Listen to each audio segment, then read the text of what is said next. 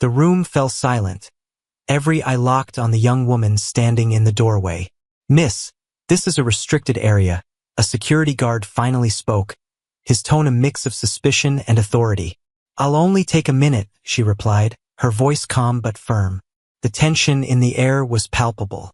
She had been standing in the shadow of her family name for too long, and now it was time to face the storm head-on. Just weeks ago, Alyssa Carter had been a name whispered in admiration at high society galas, the pampered heiress to one of the nation's most formidable business empires.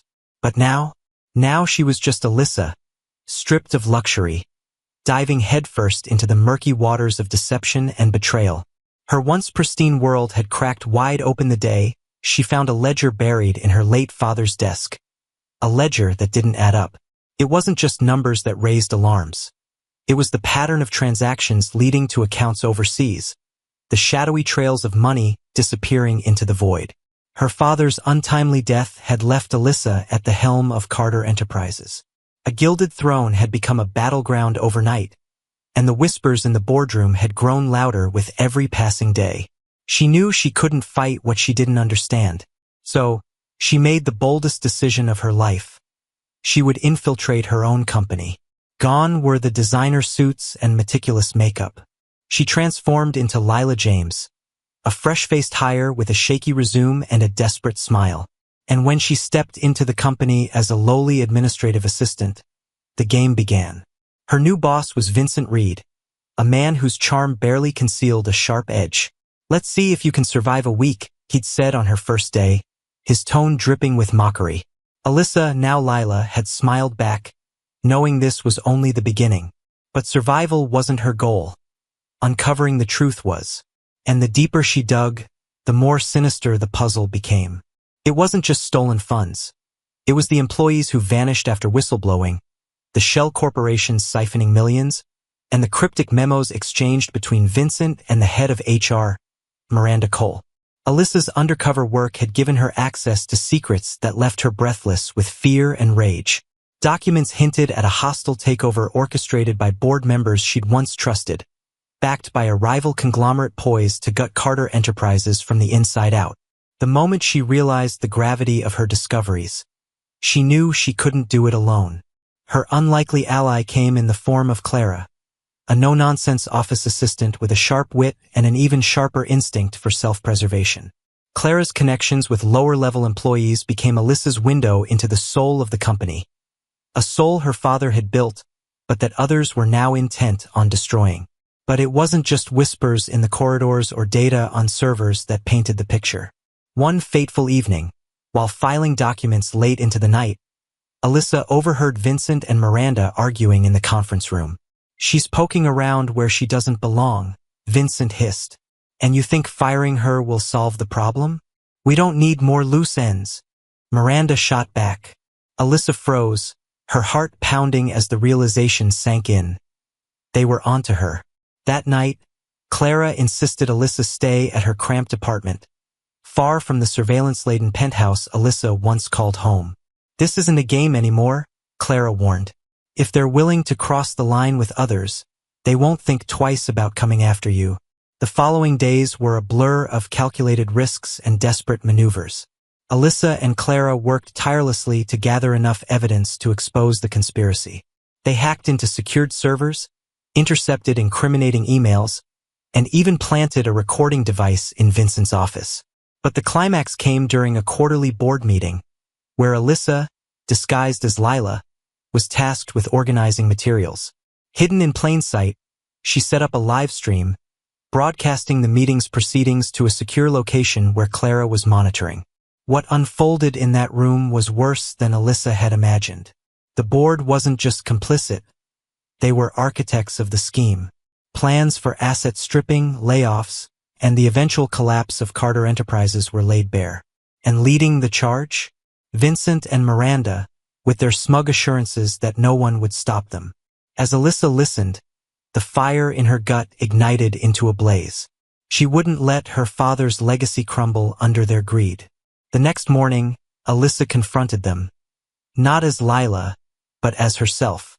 "I know what you've been doing," she declared. her voice steady despite the adrenaline coursing through her veins. Vincent's face paled. "You're making a mistake," he growled. "No, Vincent. The mistake was thinking you could get away with it." With the evidence Alyssa and Clara had collected, the authorities were summoned, and arrests were made. But the fight wasn't over. Alyssa faced months of rebuilding trust within her company and navigating the fallout of exposing some of its most powerful players. Yet, through it all, she remained undeterred. The heiress who once lived in the shadow of privilege had become a warrior in her own right, determined to reclaim her father's dream and build a legacy worth fighting for. And as she stood at the helm of Carter Enterprises, Alyssa knew one thing for certain.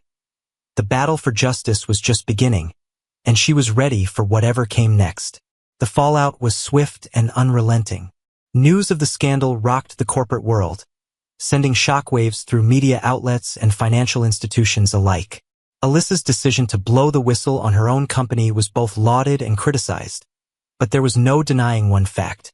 She had shattered the facade of perfection that Carter Enterprises had maintained for decades. The following weeks were a grueling test of endurance. Lawyers, auditors, and investigators descended upon the company, combing through years of financial records and contracts. The scale of corruption uncovered was staggering. Employees who had been coerced into silence came forward, their stories painting a grim picture of exploitation and greed. Alyssa didn't flinch under the pressure. Every day, she stood before rooms filled with skeptical investors and frightened employees, vowing to restore the company's integrity.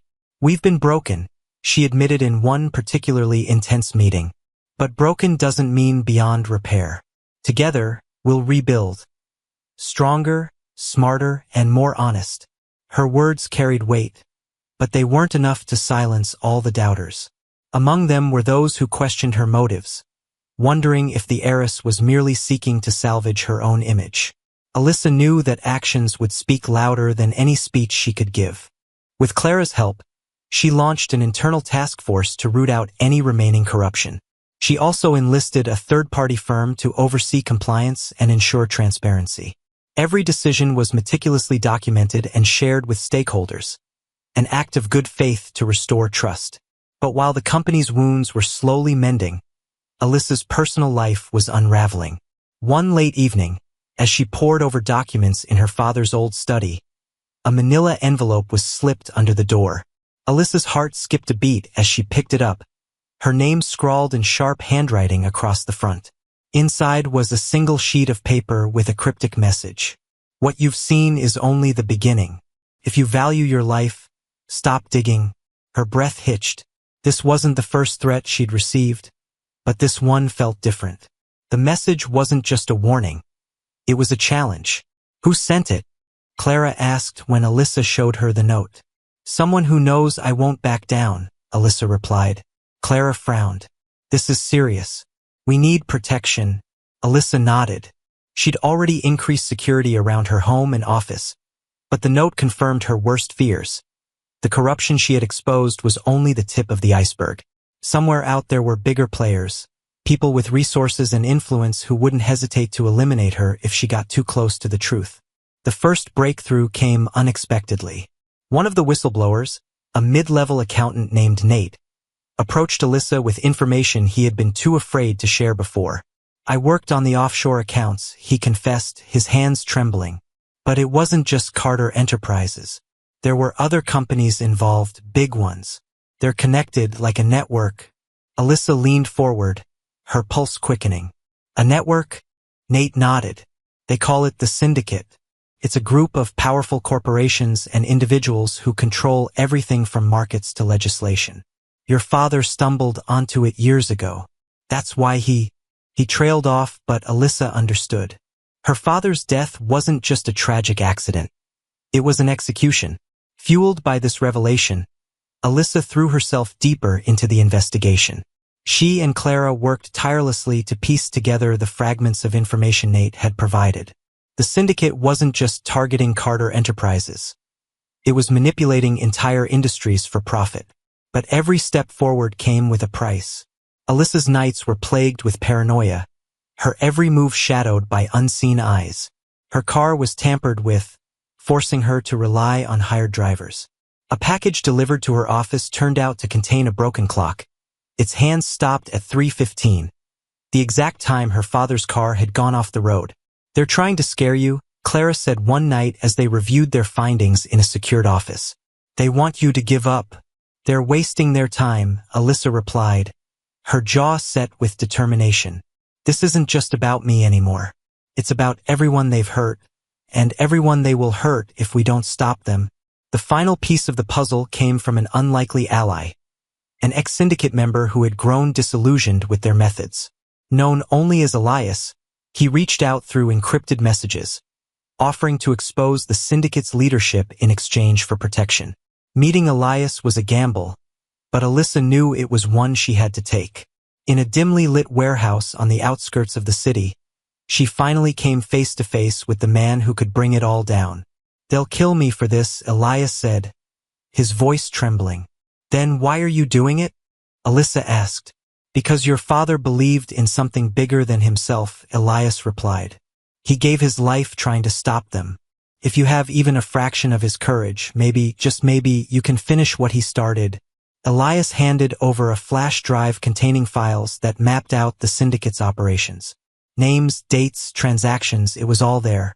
But as Alyssa and Clara pored over the data, they realized the true scale of the challenge ahead. The syndicate wasn't just powerful. It was embedded in the fabric of society. Taking it down would require not just evidence, but allies, strategy, and an unyielding will. "This is it," Alyssa said, staring at the screen.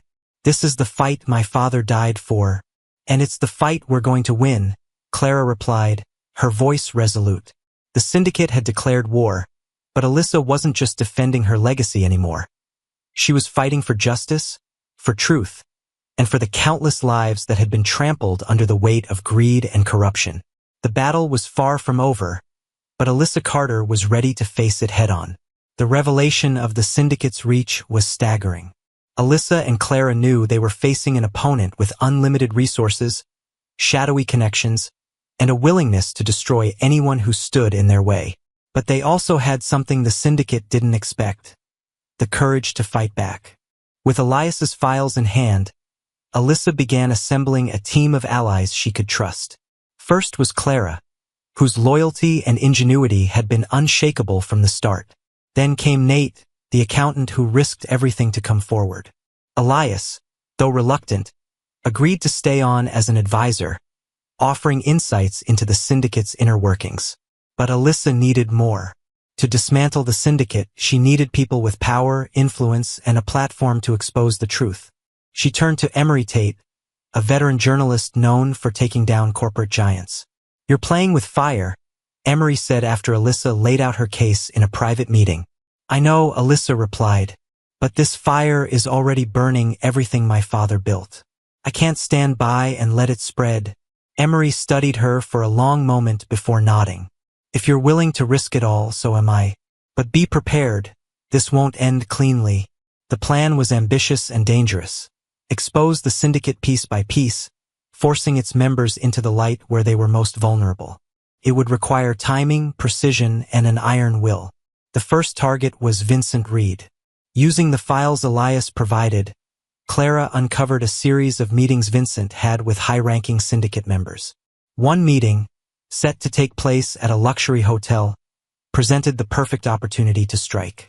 Alyssa and Clara, disguised as hotel staff, infiltrated the venue with hidden cameras. From a service corridor, they watched as Vincent sat down with two men Elias identified as key syndicate operatives. "This merger will go through, no matter what obstacles she throws at us," Vincent said, his tone smug. "By the time Carter Enterprises collapses, she'll be nothing more than a cautionary tale." Alyssa's blood boiled, but Clara placed a steadying hand on her arm. "We'll take him down," she whispered. They captured everything on tape: the plans, the bribes, and Vincent's damning admission of sabotaging Carter Enterprises. The footage was delivered anonymously to Emery, who wasted no time releasing an explosive exposé. The fallout was immediate.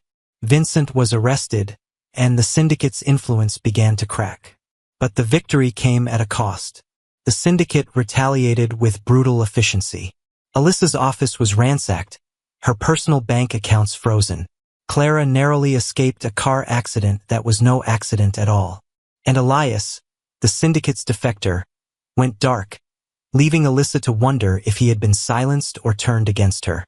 "They're trying to break us," Alyssa said one night, her voice trembling with exhaustion. "They're afraid of us," Clara countered. "That's why they're fighting so hard. We've shaken them, Alyssa. We just have to hold on." But holding on became harder with each passing day. The syndicate's connections reached into law enforcement, politics, and the media, spinning narratives that painted Alyssa as a desperate heiress seeking revenge for her father's death. Public support wavered, but Alyssa refused to back down. She doubled down on her efforts, rallying employees at Carter Enterprises and launching initiatives to rebuild the company's reputation. "This isn't just about taking them down," she told her team. "It's about proving that we can be better, that we will be better." The next breakthrough came from an unlikely source. Clara managed to decrypt a hidden file in Elias's data, a list of syndicate meeting locations and encrypted communications. The list included a high-level summit scheduled to take place in 2 weeks.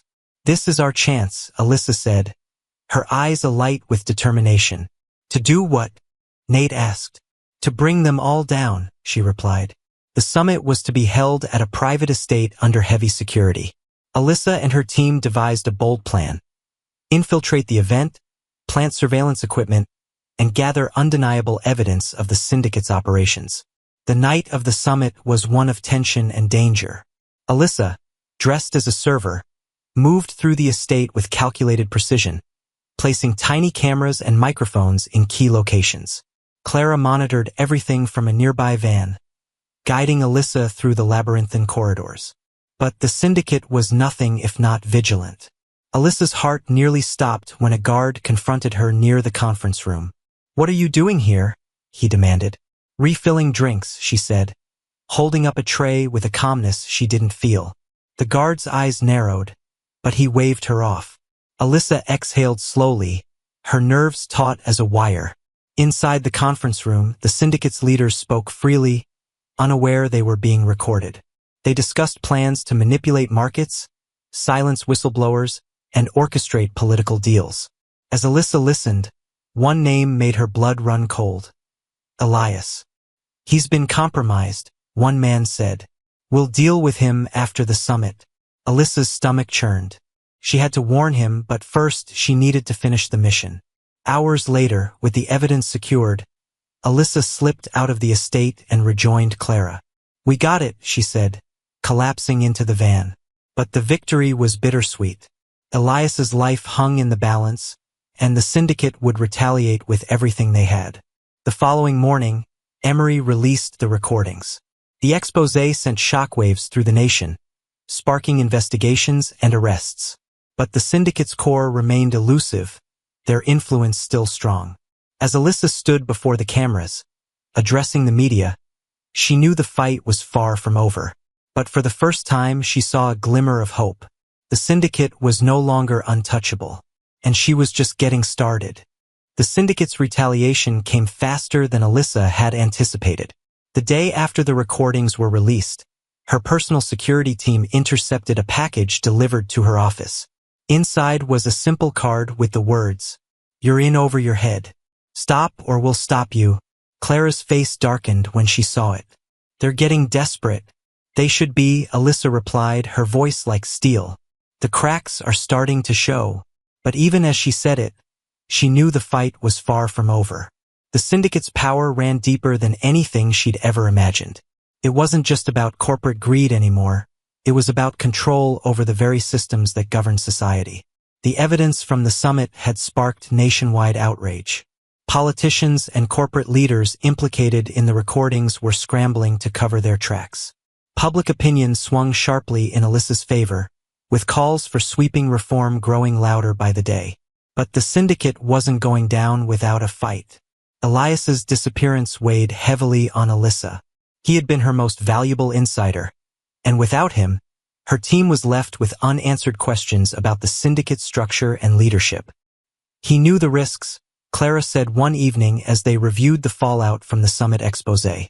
But we need to focus on what we do have. And what we have, Nate added, joining the conversation, is a list of names tied to off-the-books transactions. If we follow the money, we might find their next move. Alyssa nodded, her mind racing. The syndicate's strength was its secrecy, but every shadow had a source of light. They just had to find it. Over the next week, Alyssa and her team worked tirelessly to track the syndicate's financial operations. Clara's tech skills were invaluable, allowing them to access encrypted communications and hidden accounts. One name kept surfacing: Alexander Voss. Voss was a billionaire with a reputation for ruthless business tactics. Publicly, he owned a chain of luxury resorts, but the data suggested he was the syndicate's financial mastermind, controlling their vast network of shell companies and offshore accounts. If we take him down, Alyssa said, we cut off their funding. But getting to Voss wouldn't be easy.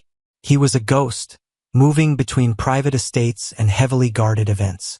Alyssa knew they needed a way in, and the opportunity came in the form of an exclusive charity gala Voss was hosting in Monaco. The gala was a who's who of the global elite, exactly the kind of crowd where the syndicate felt untouchable. Alyssa and Clara hatched a plan to infiltrate the event, posing as wealthy philanthropists with a supposed interest in Voss's resorts. You're sure about this? Clara asked as they boarded the flight to Monaco. Alyssa nodded. If we want to expose them, we have to play their game. The opulence of the gala was staggering. Crystal chandeliers, champagne fountains, and a sea of designer gowns. Alyssa and Clara blended seamlessly, their carefully curated personas drawing just the right amount of attention. It didn't take long for Voss to notice Alyssa. You must be new to these circles, he said, approaching her with a glass of wine in hand. Not as new as I look, Alyssa replied smoothly, flashing a practiced smile. Voss chuckled, his sharp eyes assessing her. And what brings you here? Business, she said, leaning in slightly. I've heard you're the man to talk to when it comes to ambitious investments. Voss smirked, clearly intrigued. Ambition, I like that. Let's talk. Alyssa's heart pounded as she followed him to a private lounge. Clara, listening through an earpiece, whispered updates as she navigated the gala, planting surveillance devices and intercepting communications. Voss was charming, but Alyssa could sense the menace beneath his polished exterior. He spoke in vague terms about opportunities and partnerships, but she pushed just enough to keep him interested without raising suspicion.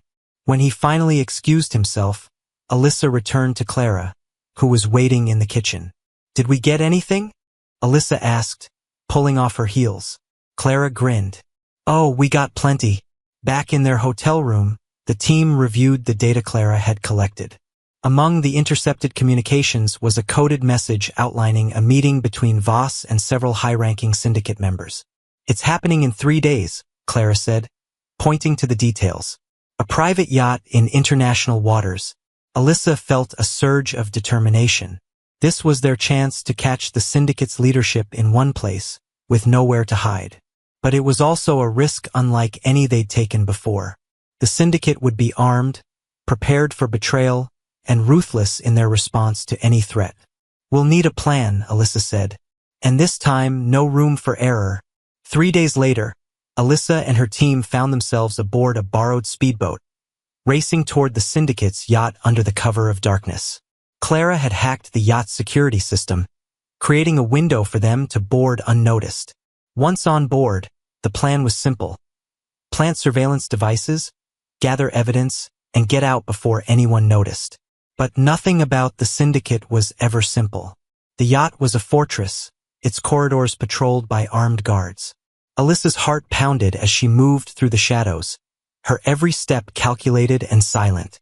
In the main conference room, she caught a glimpse of Voss and the syndicate's leadership gathered around a table, discussing their next moves.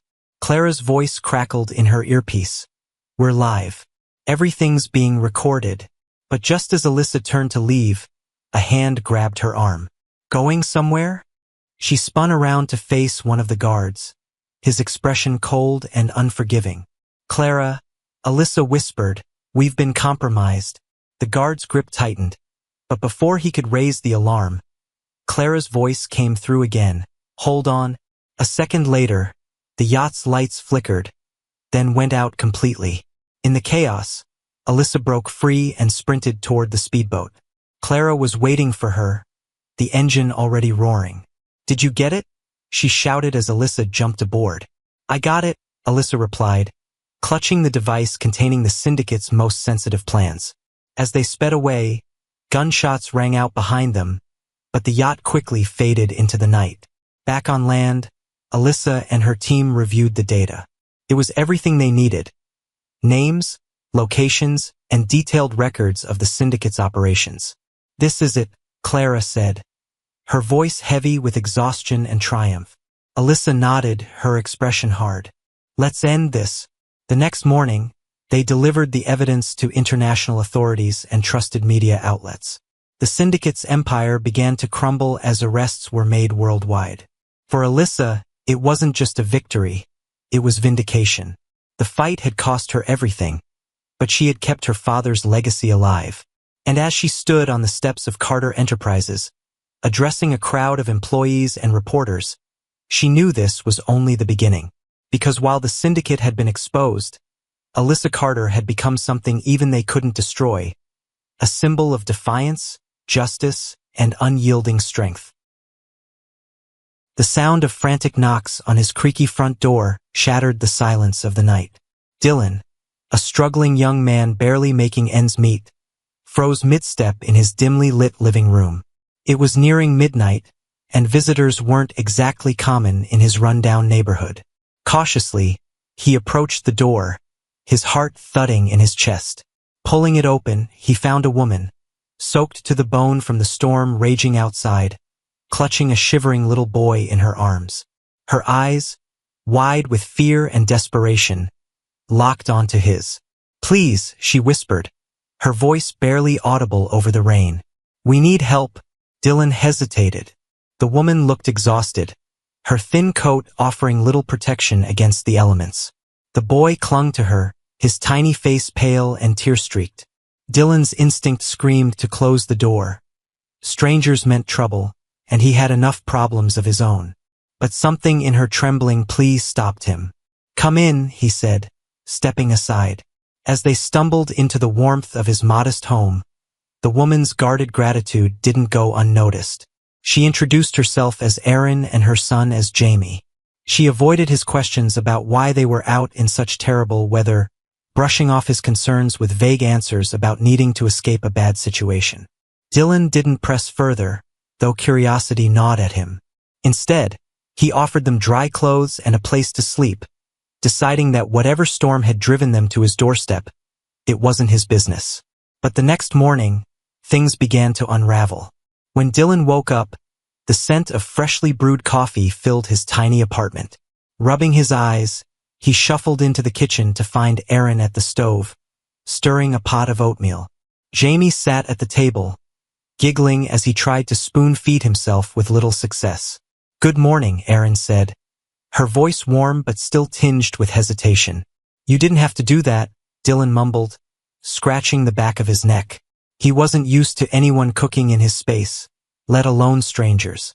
"It's the least I could do," Erin replied, glancing over her shoulder. "Thank you again for letting us stay. I didn't know where else to go." There it was again, the cryptic, incomplete explanation. Dylan didn't press, but as the day went on, he noticed little things that didn't add up. Erin's nervous glances out the window, the way she flinched at sudden noises, the bruises faintly visible on her wrist when her sleeve slipped up. It wasn't until that evening, after Jamie had fallen asleep on the couch, that Dylan found the courage to ask. "Erin, what's really going on?" he said, his voice soft but firm. "You don't just show up at a stranger's door in the middle of the night without a reason." Erin hesitated, her hands tightening around the mug she was holding. "It's complicated," she began, her voice trembling. "But the short version? I was married to someone dangerous, controlling. Jamie and we had to get out before it was too late." Dylan's chest tightened. He'd seen stories like this on the news, but never imagined he'd be face to face with someone living it. "Does he know where you are?" Dylan asked. "No," Erin said quickly, but the flicker of doubt in her eyes betrayed her. The next few days passed in a strange blur. Dylan found himself growing attached to Jamie, who followed him around like a shadow, and to Aaron, whose quiet strength amazed him. But the peace was short-lived. One afternoon, as Dylan walked home from his part-time job, he spotted a black SUV parked down the street. It was the kind of car that didn't belong in his neighborhood, too sleek, too polished.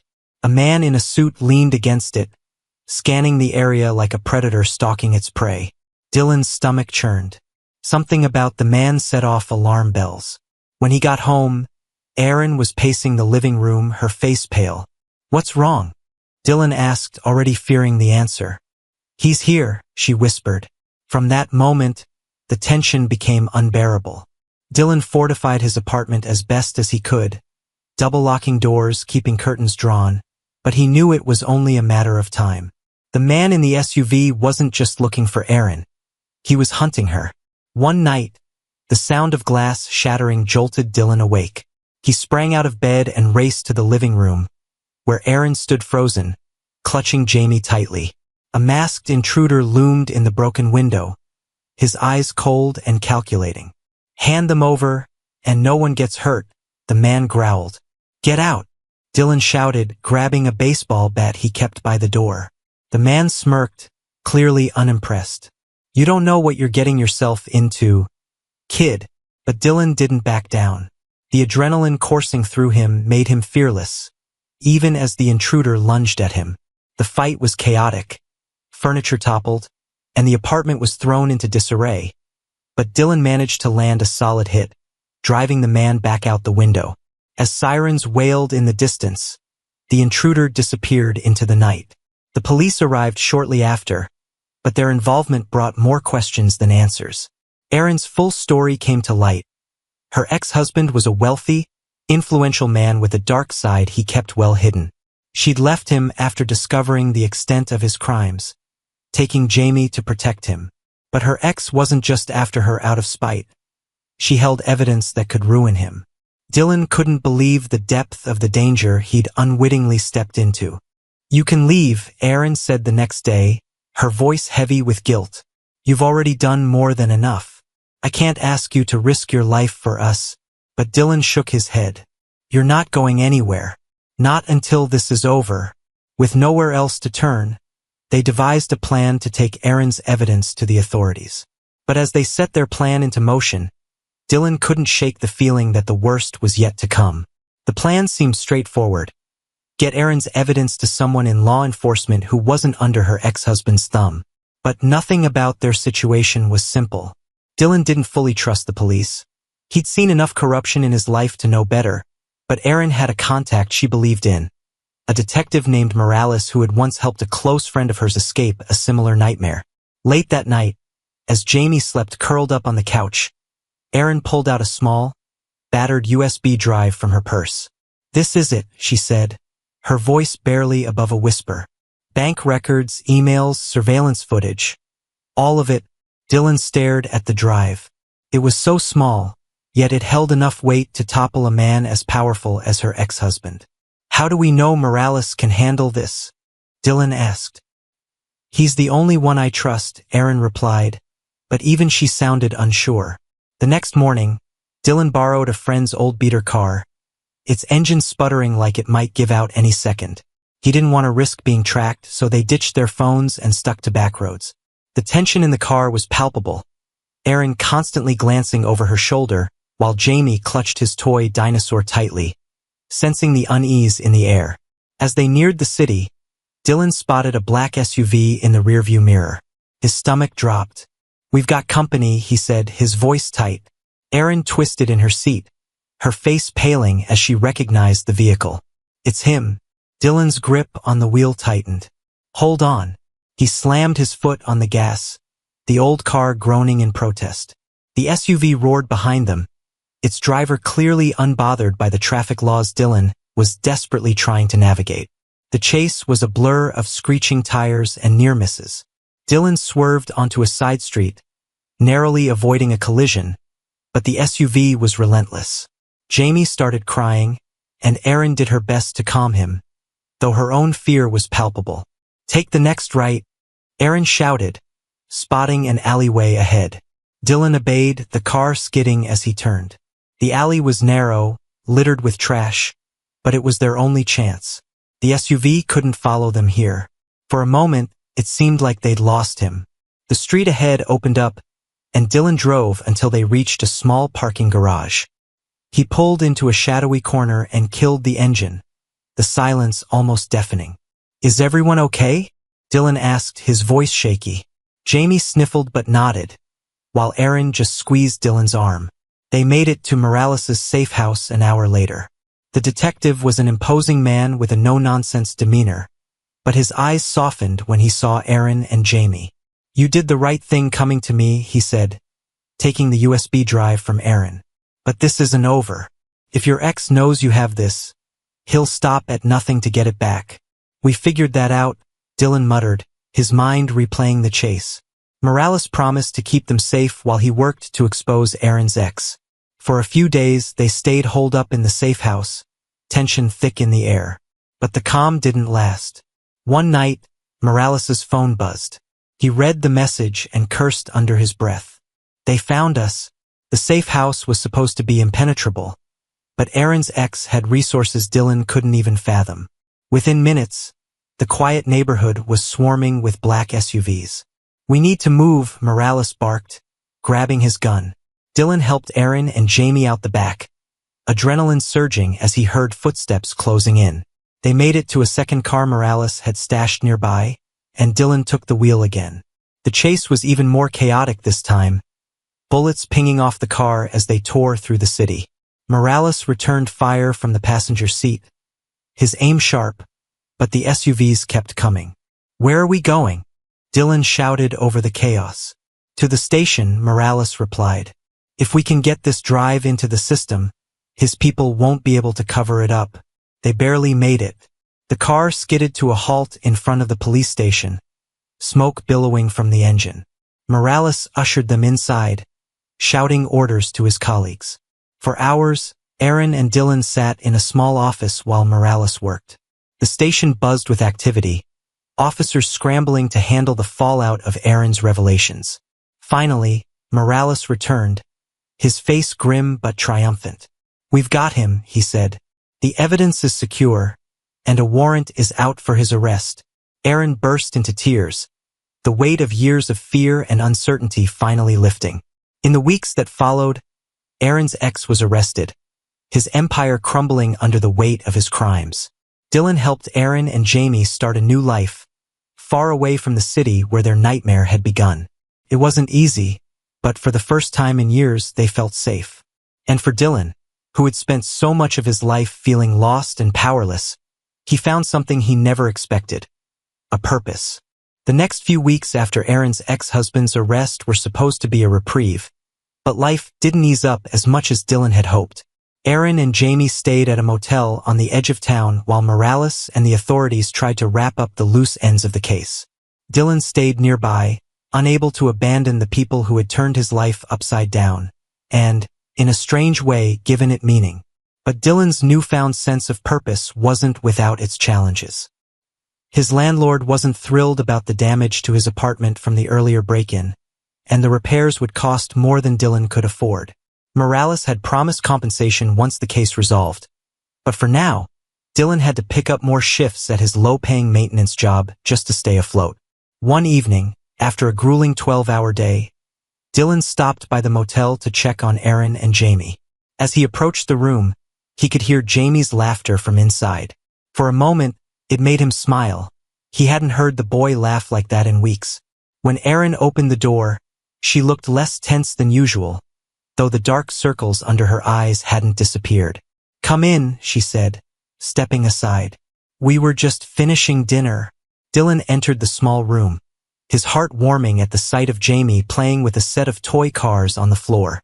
"How was work?" Aaron asked as she handed Dylan a cup of coffee. "Long," he replied, sinking into the chair by the window. "But I'm managing." Aaron sat across from him, her hands wrapped around her own mug. For a moment, neither of them spoke. The silence was comfortable, but Dylan couldn't ignore the lingering tension in Aaron's posture. "They're not giving you trouble here, are they?" he asked. No, Erin said quickly, though her eyes flicked toward the window. But I can't help feeling like it's not over. Like he's still out there, waiting for the right moment. Dylan's jaw tightened. He's in custody.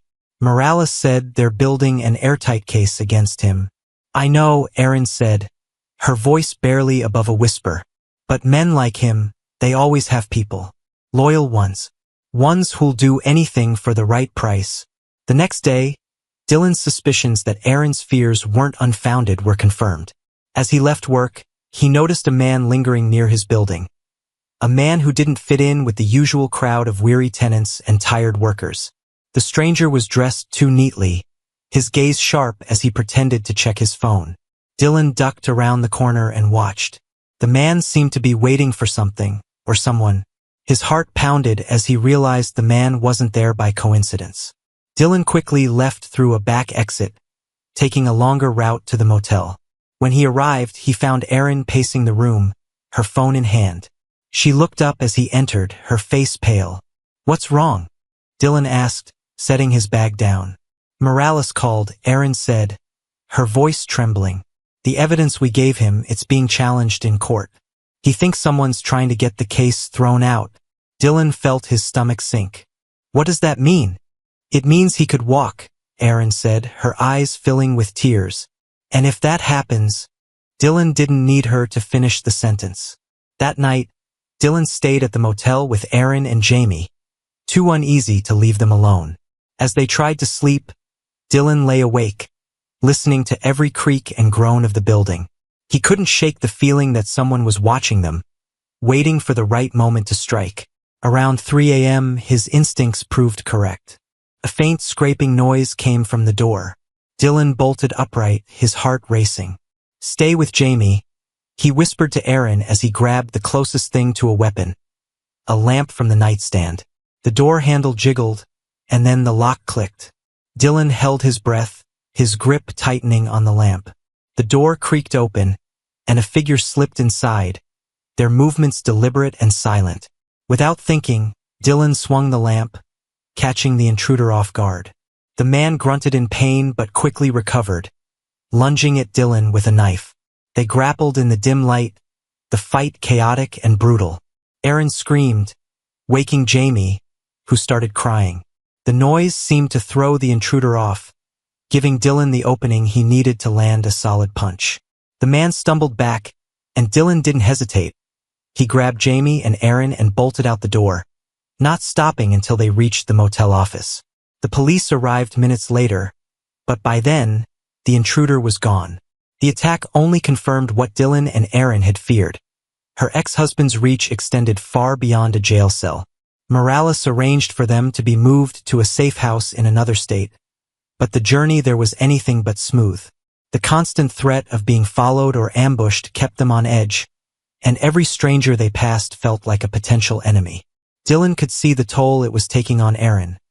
Her once strong resolve was beginning to crack, and Jamie's usual cheerfulness was replaced by a quiet, wary demeanor.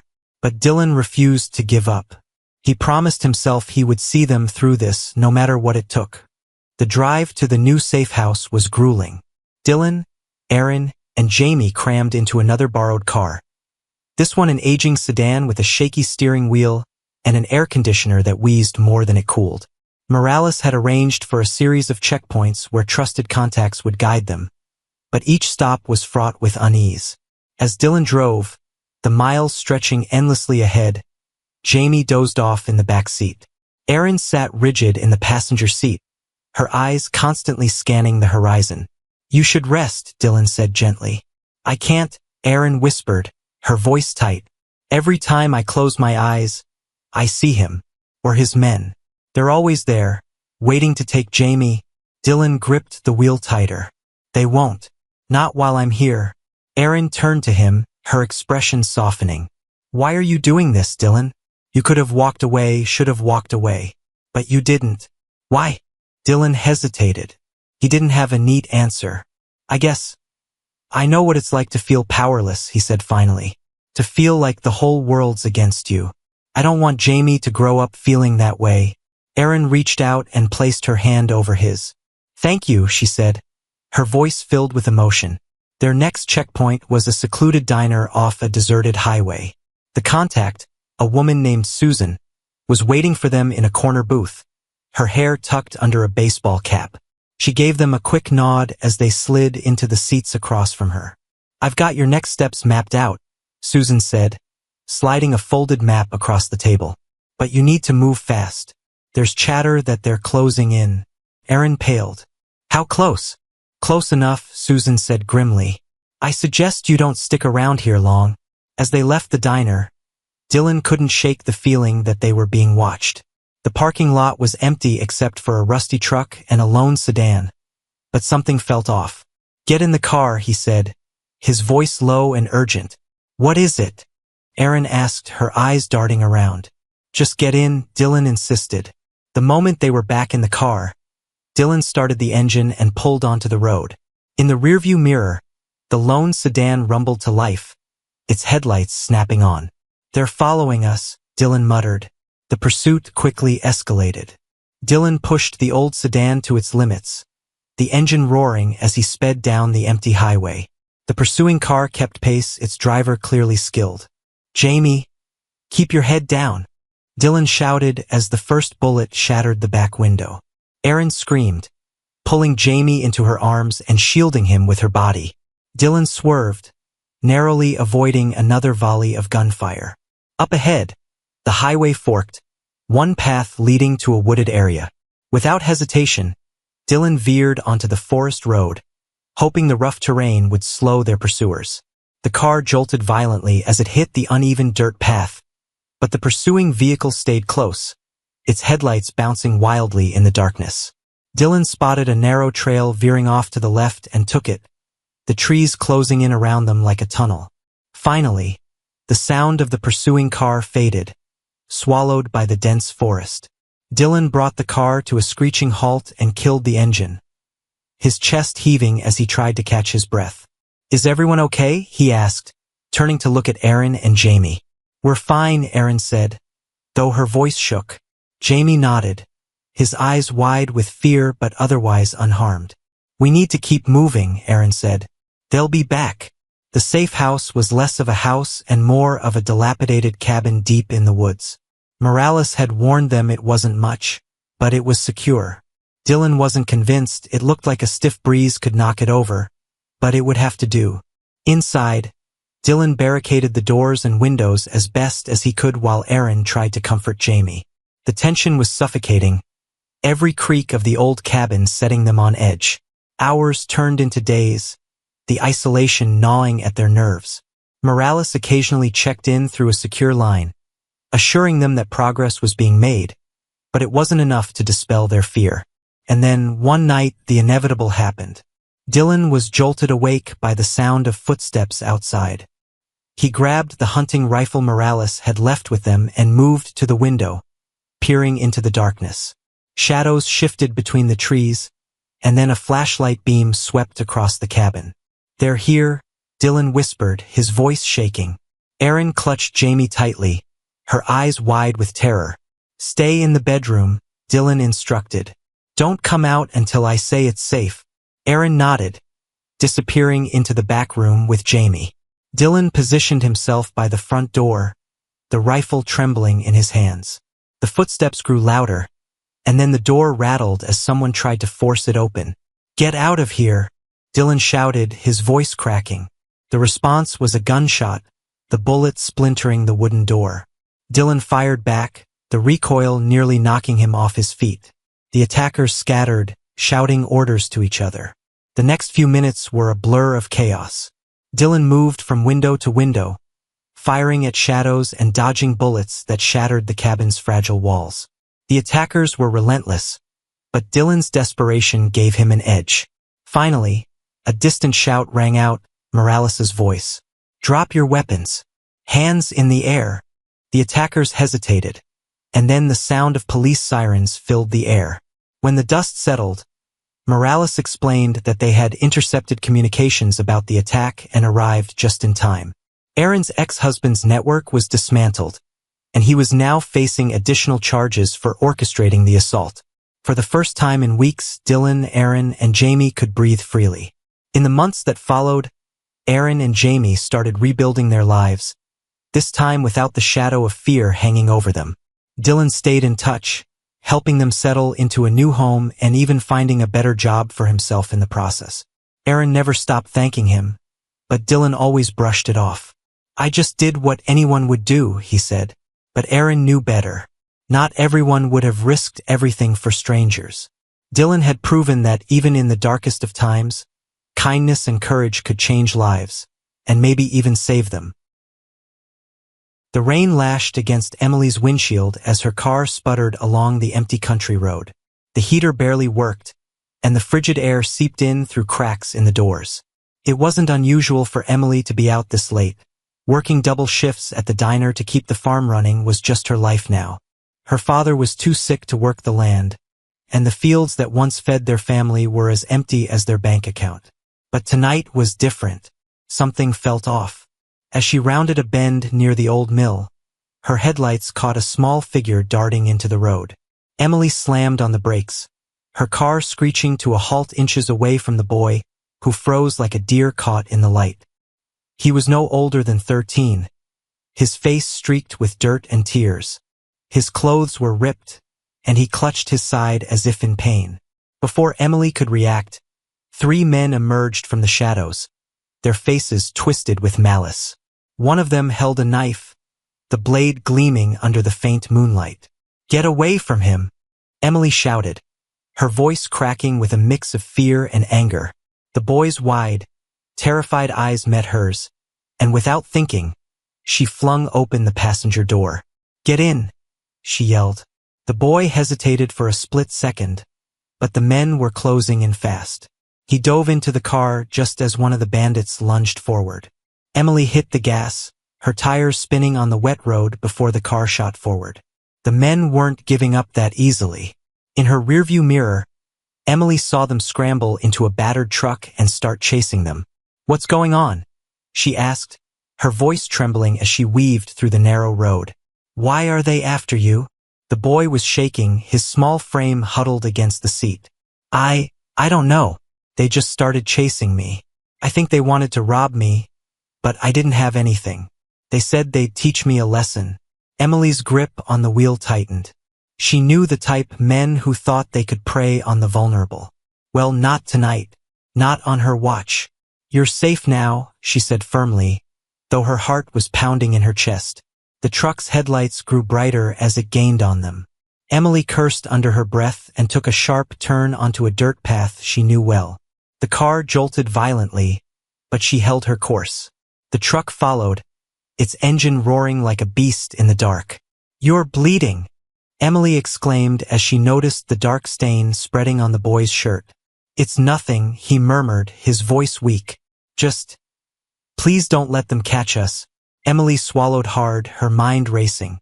She couldn't drive forever, and her old car wasn't built for this kind of chase. Just as the truck loomed dangerously close, she spotted a row of abandoned grain silos up ahead. An idea sparked in her mind. "Hold on," she said, swerving off the path and into the tall grass. She killed the headlights and rolled to a silent stop behind one of the silos. The truck roared past them, its headlights disappearing into the darkness. Emily waited, her breath hitching, until the night was quiet again. The boy slumped back in his seat, his small chest rising and falling rapidly. "Thank you," he whispered. Before Emily could respond, another set of headlights appeared, but this time it wasn't the bandits. A sleek black car pulled up, and out stepped a man who looked like he didn't belong anywhere near these parts. His tailored suit and polished shoes were as out of place as a diamond in the dirt. "Oliver," the man called out, his voice laced with panic and relief. The boy's head shot up. "James!" James rushed to the car and opened the passenger door, pulling Oliver into his arms. His expression was a mix of fury and anguish as he inspected the boy's injuries. Then his sharp, piercing gaze turned to Emily. "You saved my brother," he said, his tone measured but intense. "What's your name?" "Emily," she said, unsure what to make of the man whose presence seemed to fill the entire space. "You risked your life for him," James said, his voice softening. I don't know how I'll ever repay you. Emily shrugged, exhaustion catching up to her. He's just a kid. I couldn't let them hurt him.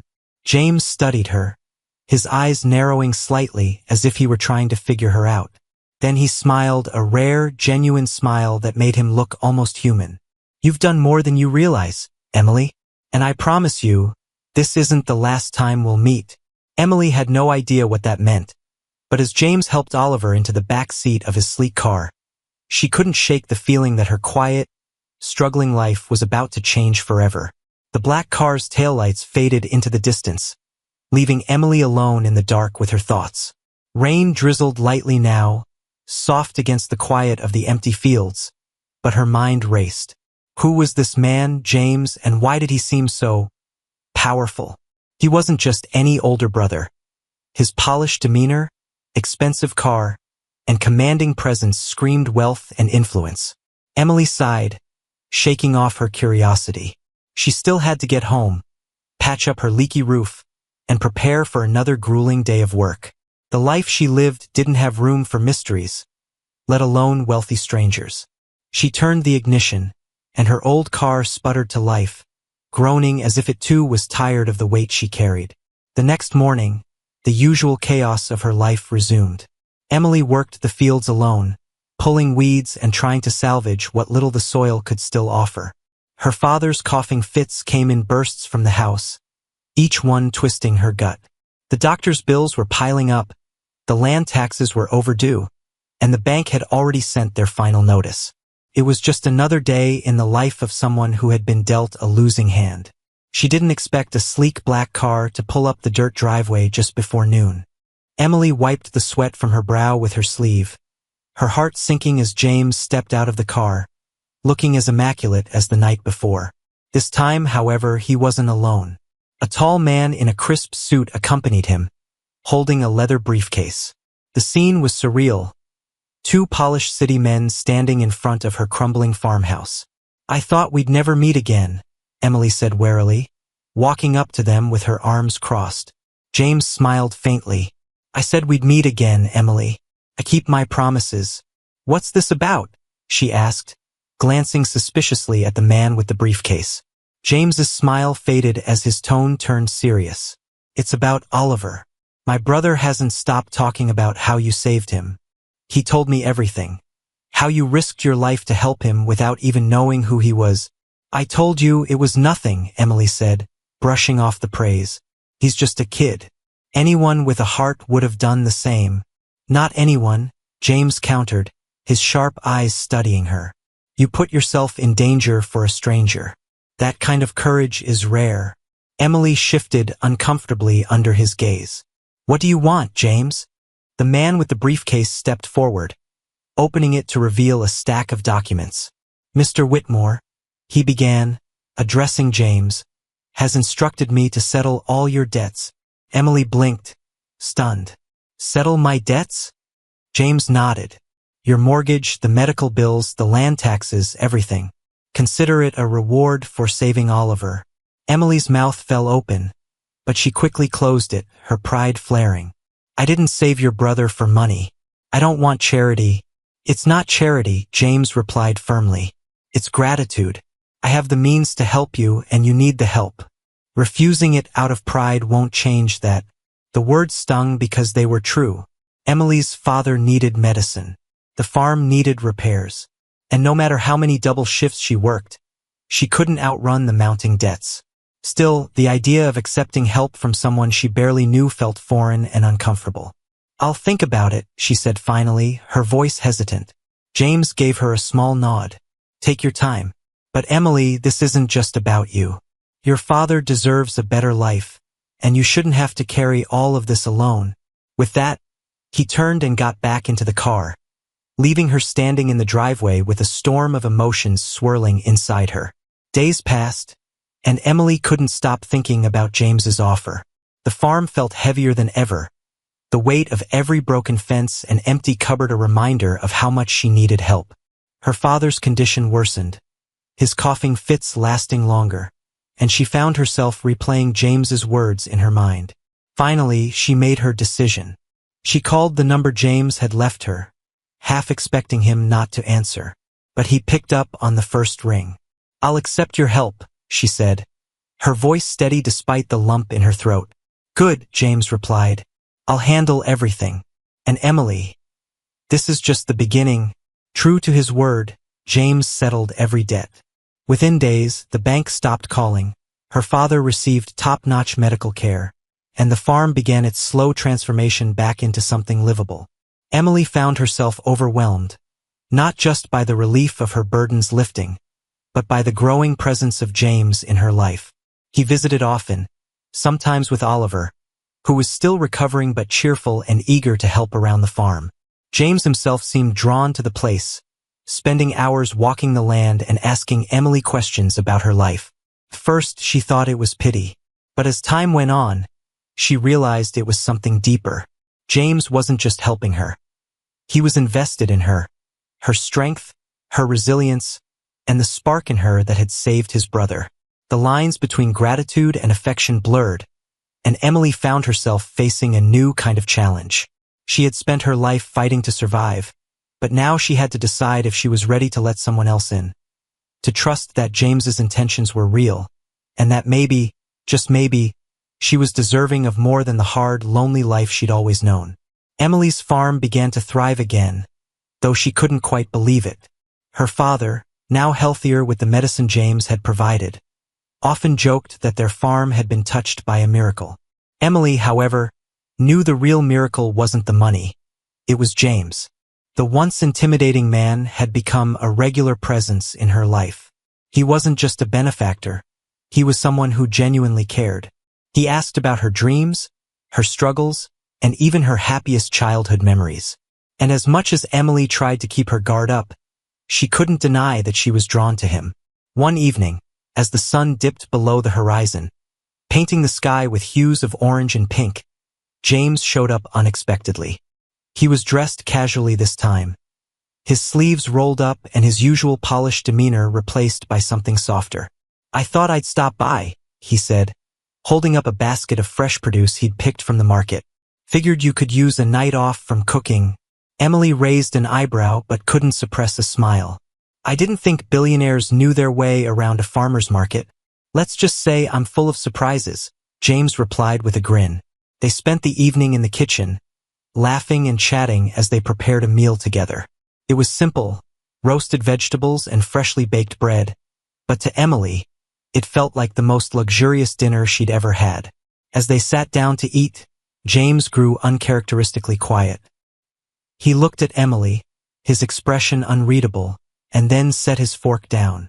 "I've been thinking about something," he began, his voice steady but tinged with vulnerability. Emily tilted her head, unsure of where he was going. "What's on your mind?" "When I first came here, it was to repay a debt. You saved my brother, and I felt obligated to help you. But now," he paused, running a hand through his hair. "Now it's not about obligation. It's about you." Emily's heart skipped a beat. "Emily, you're the strongest, most selfless person I've ever met," he continued. "You've been through so much, and yet you still find ways to help others. You're incredible, and I care about you more than I thought possible." Her breath caught in her throat. She had spent so long building walls around her heart, convinced that no one would ever look at her as more than a struggling farmer's daughter. But here was James, a man who could have anything in the world, choosing to be with her. "I don't know what to say," she admitted, her voice barely above a whisper. "Say you'll let me be part of your life," James said, his tone sincere. "Not just as someone who helps fix things, but as someone who stands by your side." Tears welled up in Emily's eyes, and for once, she didn't fight them. She nodded, a small smile breaking through her emotions. "Okay," she said, her voice trembling. "But don't expect me to go easy on you. This life isn't exactly glamorous." James chuckled, reaching across the table to take her hand. "I wouldn't want it any other way." Months later, the farm had become a symbol of transformation, not just for the land but for Emily herself. With James by her side and Oliver often visiting to help out, it felt like she finally had the family and support she had always dreamed of. One day, James surprised her with a gathering. The farmhouse was filled with laughter and warmth as neighbors, friends, and even some of James's colleagues joined to celebrate the farm's revival. Standing under the old oak tree that had been on the farm for generations, James turned to Emily and took her hands. "You've given so much to everyone else," he said, his voice steady and full of emotion. "It's time someone gave back to you." Before she could respond, he dropped to one knee, pulling out a small velvet box. Emily gasped, her hand flying to her mouth as James opened the box to reveal a simple yet stunning diamond ring. "Emily," he said, his voice breaking slightly, "will you marry me?" Tears streamed down her face as she nodded, her heart too full for words. The crowd erupted into cheers, and for the first time in her life, Emily felt like the universe had finally given her a break. She wasn't just the farmer's daughter anymore. She was someone who had fought, endured, and ultimately found the happiness she deserved. And as she looked into James's eyes, she knew this was only the beginning of the life she had always dreamed of. A life filled with love, hope, and the promise of a brighter tomorrow.